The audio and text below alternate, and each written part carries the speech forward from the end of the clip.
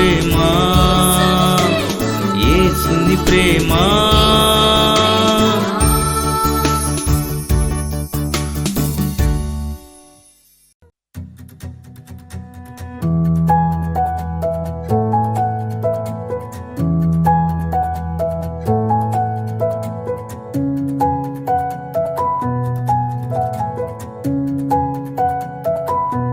స్తుతి నైవేద్యం.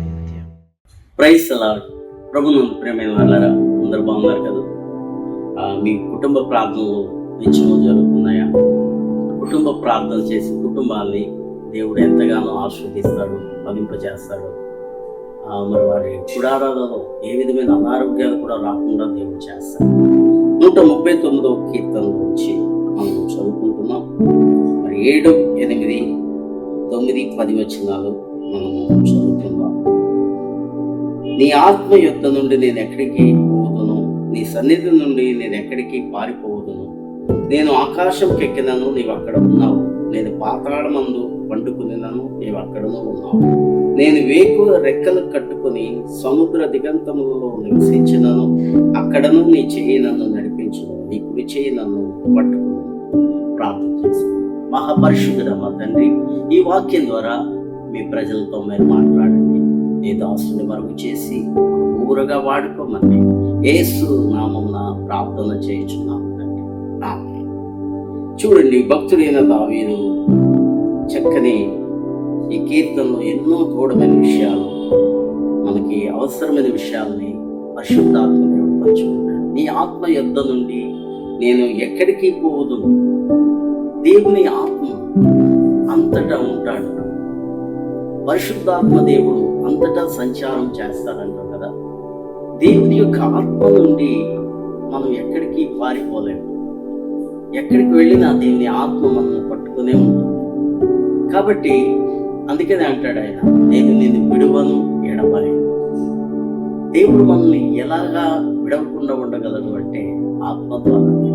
కాబట్టి ప్రియమైన వాళ్ళారా, ఒక్కోసారి మనము దేవుని సన్నిధి నుండి పారిపోవాలని, దేవునికి దూరంగా ఉంటే బాగుంటుందేమో అనుకునే వాళ్ళు కూడా చాలా మంది ఉన్నారు. ఒక్కోసారి ఈ భక్తి జీవితాన్ని చేయలేక, ఈ భక్తి జీవితం కష్టతరంగా కొంతమందికి ఉంటుంది. చేసే వాళ్ళకి ఎప్పుడు కూడా ఏదైనా సులభమే, కానీ చేయలేని వాళ్ళకి ఏ పనైనా సరే కష్టమే, భక్తి అయినా సరే కష్టమే. అందుకనే కొంతమంది అనుకుంటారు, నీ ఆత్మీయత నుండి నేను పారిపోదాం అనుకుంటున్నాను, నీ సన్నిధి నుండి, లేకపోతే దూరంగా నీ మందిరానికి దూరంగా, ఈ భక్తి జీవితానికి దూరంగా నేను వెళ్ళిపోవాలని అనుకుంటారు.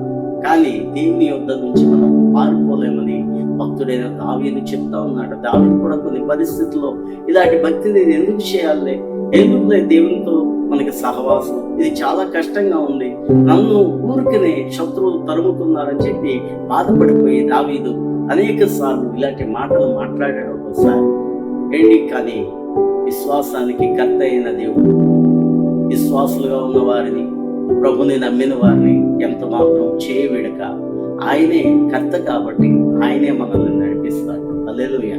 ఇక్కడ అంటున్నాడు, నేను ఆకాశంకి ఎక్కినను, నీవు అక్కడ ఉన్నావు. అవునండి, దేవుడి నుంచి ఎక్కడ ఆయన లేని స్థలమేది ఏంటి? ఆయన అంతటా ఉంటాడు. ఆయన ఆకాశంకి ఎక్కిపోయిన ఆకాశంలోనికి ఆయన రాలేడా? లేకపోతే ఆకాశమందున్న దేవుడే అక్కడ ఉన్నాడు. కాబట్టి ఈ ఆకాశంకి ఎక్కిపోయినా మరి అక్కడ నీవు ఉన్నావు ప్రభా అంటున్నాడు. అంతేకాదు, నేను పాతాళమందు పండుకునేనను, నీవు అక్కడ ఉన్నావు. పాతాళమందు పండుకునేనను, అక్కడ ఉన్నావు. పాతాళంలో మన నిద్ర పడుతుందని అనుకుంటారేమో. ఏంటి, ఇది మామూలుగా చెప్పిన మాట. పాతాళంలో వ్యాధులు ఉంటుంది, బాధ ఉంటుంది. అక్కడ మరి వేరే తలపు తలంచడానికి కూడా, అయ్యో అని అనుకోవడానికి కూడా లేదు. అక్కడ పండ్లు కొరుకుట, ఏడ్చుట ఉంటాయి. కాబట్టి పాతాళమందు కూడా మరి దేవుడు ఉండగలడా? అది బాధ కలిగిన స్థలం కదా అనుకుంటాం. కానీ ఆయనకి ఏ బాధ ఎక్కడైనా సరే ఆయనకు ఉండదు. అందుకని ఆయన దేవుడై ఉన్నాడు. సమస్తము ఆయన శక్తిమంతుడైన దేవుడు. యెహోవా అంటే సర్వశక్తిమంతుడు. హల్లెలూయా. పాతాళపు వేదనలు ఆయన ఏమీ చేయలేవు, నరక బాధలు ఆయనైతే ఏం చేయలేవు. కానీ ఆ నరక బాధ కానీ, పాతాళాలను కానీ ఏ నరుడు కూడా దాని బాధను అనుభవించలేడు. పర్వాలేదులే అని ఏ నరుడు చెప్పలేడు. ఈ లోకంలో ఎన్నో కష్టాలను చాలా మంది చక్కగా ఈజీగా ఓర్చుకుంటారు, కానీ పాతాళపు వేదనలో ఓర్చుకునే శక్తి నరునికి లేదు, ఏ శరీరానికి లేదు. కాబట్టి పాతాళమందు ఒకవేళ నేను అక్కడ పండుకుంటే అక్కడ కూడా నీవు ఉంటావు కదా ప్రభా అంటున్నాడు భక్తుడు. ఇంకా చూస్తే, నేను వేకువ రెక్కలు కట్టుకుని సముద్ర దిగంతములలో నివసించినను, అక్కడను నీ చేయి నన్ను నడిపించును, నీ కుడి చేయి నన్ను పట్టుకును. హల్లెలూయా. సముద్ర దిగంతాలకు నేను రెక్కలు చాపుకొని ఒకవేళ వెళ్ళిపోతే అక్కడ కూడా నన్ను పట్టుకుంటావు ప్రభా, అక్కడ కూడా నీ చేయి నన్ను నడిపిస్తుంది అంటున్నాడు. అవునండి, సముద్ర దిగంతాలకు వెళ్ళిపోయినా, పాతాళమందు మనం దాక్కున్నా, ఆకాశం ఎక్కిపోయి ఎగిరిపోయినా, అంతటా ఎక్కడైనా ఉండే దేవుడు గొప్ప దేవుడు యేసు ప్రభువు. అందుకని ఆయన నుండి మనం తప్పించుకోలేము. పాస్టర్ సుధాకర్ గారు స్తోత్రపురం, ఒకప్పుడు ఆయన గజలో ఉన్నారు, కానీ ప్రభు కృపను బట్టి జైల్లో ఆయన మారి మంచి సేవకుడయ్యాడు, సువార్థికుడయ్యాడు. అంతేకాదు రచయిత, గాయకుడయ్యాడు. ఆయన ఎన్నో చక్కని పాటలు రాశారు. ఆయన ఒక పాట రాశారు, తప్పించుకుందువా అని. కాబట్టి దేవుని నుండి మనం ఎక్కడికి వెళ్ళినా తప్పించుకోలేము. కాబట్టి ఆయనకి దొరికిపోదాం భూమి మీదే. ఈ లోకంలో మన ప్రాణం ఉంటుండగానే ఆయనకి చిక్కిపోదాం, ఆయన చేతిలో ఖైదీ అయిపోదాం కదండి. అపోస్తలుడైన పౌలు ఒక చక్కని మాట అంటాడు, నేను క్రీస్తు ఖైదీని, అంటే క్రీస్తు ఆయన బంధించేసాడట. కాబట్టి అది ఎంత చక్కని మాట. కాబట్టి క్రీస్తుకి మనం ఖైదీ అయిపోతాం. ఒకప్పుడు సాతానికి బందీగా ఉన్నాం మనం, కానీ ఈ రోజున ప్రభుకి బందీగా ఉంటే వెళ్ళి ఆయన చేతిలో సురక్షితంగా ఉండగలం. ఆయన రెక్కల చాటును మనకు భద్రత. కాబట్టి ఎక్కడికి పారిపోద్దండి, దేవుని నుండి పారిపోదాం అనే ఆలోచనలు ఈ రోజు మీకు ఉంటే అవి తీసివేసుకొని దేవునికి చిక్కండి, దేవునికి ఖైదీ అయిపోండి. దేవుడు మిమ్మల్ని దీవిస్తాడు, ఆశీర్వదిస్తాడు. ఉన్నతమైన ఎక్కలేనంత ఎత్తైన ఎత్తులకు దేవుడు మిమ్మల్ని నడిపిస్తాడు. అట్టి స్థితి మీ అందరికీ దేవుడు ఇచ్చును. ప్రార్థన చేస్తాం. కృప కలిగిన మా తండ్రి, నీ కృప కలిగిన వాక్యం ద్వారా మాట్లాడిన నీ మాటలను బట్టి నిన్ను స్తుతిస్తున్నాం ప్రభా. ఈ వాక్యం విన్న ప్రతి ఒక్కరిని కూడా దీవించి ఆశీర్వదించి యేసు నామమున ప్రార్థన చేస్తున్నాం తండ్రి, ఆమేన్.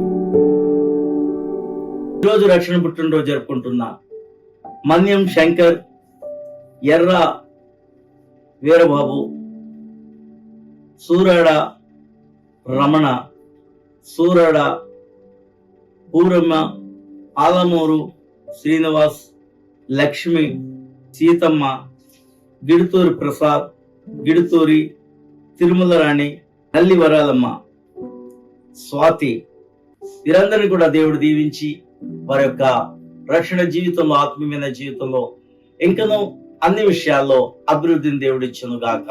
వీరందరికీ మంచి ఆరోగ్యాలు ఇచ్చును గాక. ఈ రోజు పెళ్లి రోజు జరుపుకుంటున్న ప్రసాద్ గారిని, చిన్నిని దేవుడు దీవించి వారి దాంపత్య జీవితాన్ని ఆశీర్వదించును గాక. ఇంకా ప్రేమ అనురాగాలతో వారికి ఇచ్చిన ఇద్దరు బిడ్డలను కూడా ఆశీర్వదించి ఆత్మీయతలోనూ అన్ని విషయాల్లో కూడా వర్ధిల్లుదురుగాక. God bless you. Happy wedding anniversary Prasad garu, Chinni.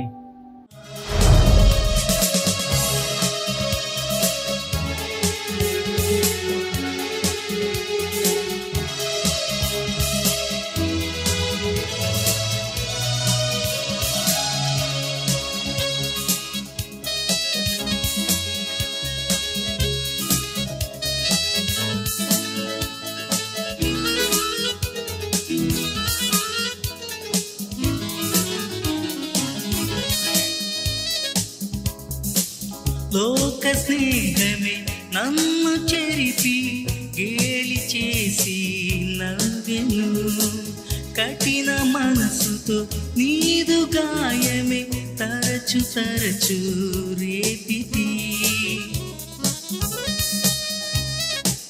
లోక స్నేహమే నన్ను చెరిపి గేలి చేసి నవ్వెను, కఠిన మనసుతో నీదు గాయమే తరచు తరచు రేపితి.